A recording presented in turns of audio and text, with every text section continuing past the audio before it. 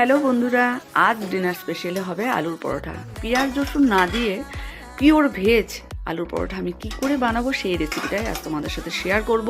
তো প্রথমেই আলুগুলোকে বড় বড় করে কেটে প্রেশার কুকারে বয়েল করে নিলাম।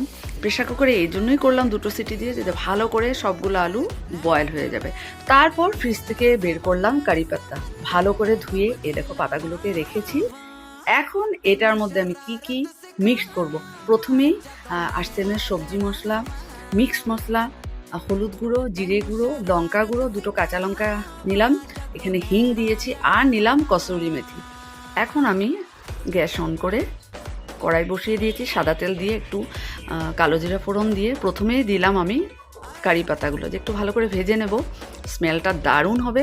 তারপর এই শুকনো মশলাগুলোকেই আমি কড়াইতে দিয়ে দিলাম। আমি কিন্তু মশলাগুলোকে জল দিয়ে গুলিনি। তারপর দিয়ে দিলাম ওটার মধ্যে মেখে রাখা আলুগুলো। অবশ্যই কিন্তু পরিমাণ মতো নুন দিতে হবে। তো ভালো করে ওটাকে কড়াইতে খুব ভালো করে নেড়ে চেড়ে দিচ্ছি, যাতে সব মশলাগুলোর সাথে আলুটা খুব ভালো করে মিক্স হয়ে যায়। তো 10 মিনিট একটু ভালো করে নেড়ে চেড়ে নিলাম, যাতে আলুর যেটা জল থাকে না সেটা যাতে না বেরোয়। তাহলে কি হবে, আমরা যখন আলুর ডোটার সাথে ময়দা বা আটাটা মাখবো তখন যাতে খুব সুন্দর টাইট টাইট ডোটা রেডি হয়। তো বাটিতে নামিয়ে রেখেছি, আর এদিকে দেখো সাদা তেল দিয়ে আটা সাথে আমি একটু ময়দাও মিলিয়েছি। আর এখন সেই ডোটাকে আমি একসাথে নিয়ে মেখে নেব। একটু একটু করে দেবো, একসাথে দেবো না। খানিকটা জল আমি দিয়েছি, একদম পুরো ফুটন্ত জল, না লাগলে না দিলেও হবে। আমার একটু লেগেছিলো তাই দিলাম। দেখো খুব সুন্দর ডোটা রেডি হয়েছে। একটু সময় রেখে দেবো, তারপর আমি গোল গোল করে রেখে এই দেখো, আমার কিন্তু বেলতে একটুও কষ্ট হচ্ছে না।